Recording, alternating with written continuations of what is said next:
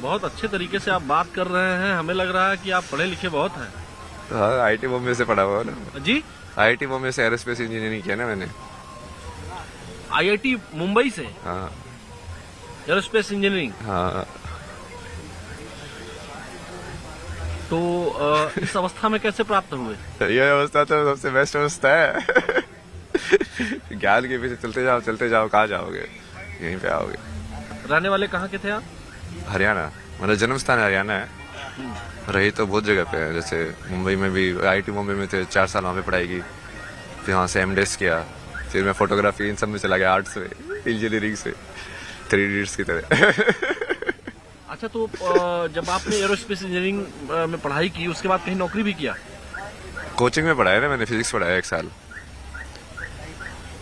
जो कोचिंग में इसलिए पढ़ाया जो कि वो मैं फोटोग्राफी में काम करना चाहता था, वो बिना डिग्री के कोई काम दे ही नहीं रहा था। तो 1 साल वो कोचिंग में पढ़ा के उसका एक एंट्रेंस होता है अलग से, फिर वो क्लियर करके फिर से वो मास्टर्स इन डिज़ाइन डिग्री है ना, ये डिज़ाइन में होता है, interaction design, visual communication, product design, animation, ये सब चीज़ें। तो वो सब चीज़ें सीखी पहले। फिर अच्छा। वो ऐसे हुआ ना, तो जिंदगी का मतलब ढूंढते जाओगे। तो पहले जिंदगी का मतलब, जैसे मैं इंजीनियरिंग टाइम पे भी फिलोसफी के कोर्सेज लेता था, ये पोस्ट मॉडर्निज्म, सोक्रेटिस, प्लेटो, ये सब भाई क्या बोल रहे हैं। समझने के लिए ना कि मीनिंग ऑफ लाइफ है क्या, करना क्या है। अभय सिंह। अभय सिंह, लेकिन अभय सिंह मॉडर्न लड़का, इंजीनियरिंग की पढ़ाई किया, आईआईटी मुंबई। आईआईटी में लोगों का एडमिशन नहीं होता है। हाँ। आपका एडमिशन हुआ, पास किया आपने, एरोस्पेस इंजीनियरिंग में थे आप, और अब ये बड़े बड़े नाखून, कंठी, माला और... नहीं, ये तो वही तो कर रहा हूँ मैं। मैं आईआईटी जाने का मेन रीजन वही था कि अब मेरे को बहुत दूर जाना था घर से, क्योंकि घर का माहौल इतना खराब था ना कि मुझे वो बिल्कुल ऐसा लगता था कि बस भाग जाओ। जैसे बचपन में मेरे को ख्याल आता था कि घर से भाग जाओ।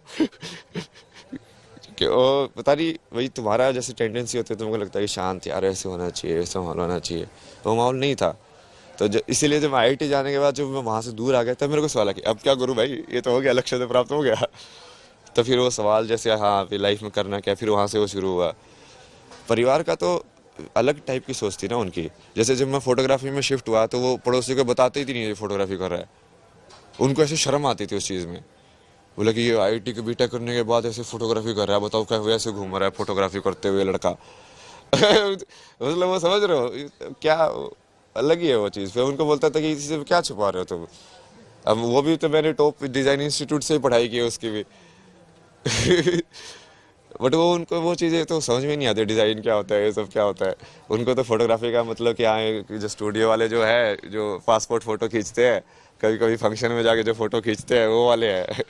तो एजुकेशन सिस्टम जब तक हम उसको रिफॉर्म करके उसको जोड़ेंगे नहीं, बेसिकली एजुकेशन सिस्टम के अंदर ना वही जॉब करना सिखा रहे हैं, जिंदगी नहीं सिखा रहे हैं।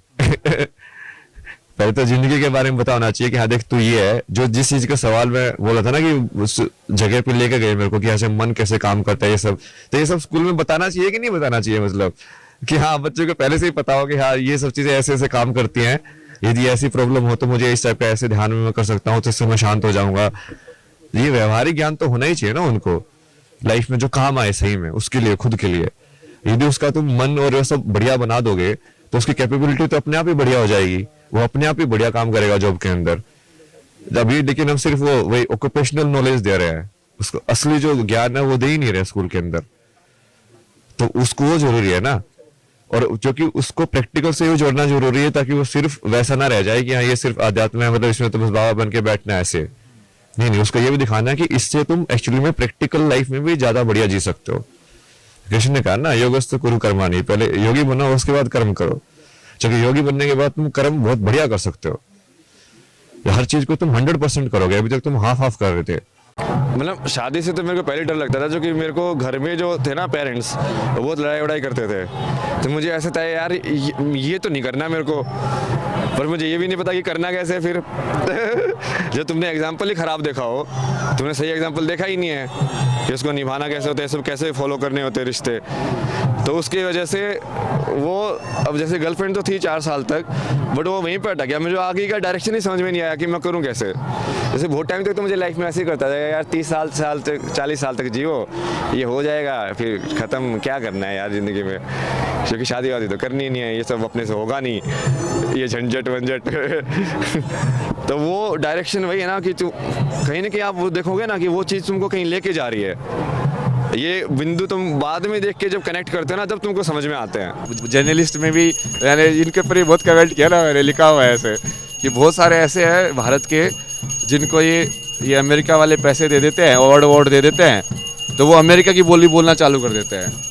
क्योंकि अभी मैं जैसे सदगुरु का ही हुआ था, वो सदगुरु जो है वो अमेरिका के जो वो है ना सर्जन जनरल, मतलब जो टॉप में मेडिकल एडवाइस जो देते हैं, वो न्यूरो डॉक्टर, वो उसके साथ बैठ के मेंटल हेल्थ डिस्कस कर रहे हैं। और भारत के अंदर वो हाई कोर्ट वाला कोई तो जज है, वो उनके से उसमें आश्रम में रेड करा रहा है कि यहाँ पे पता नहीं क्या कर रहे हैं।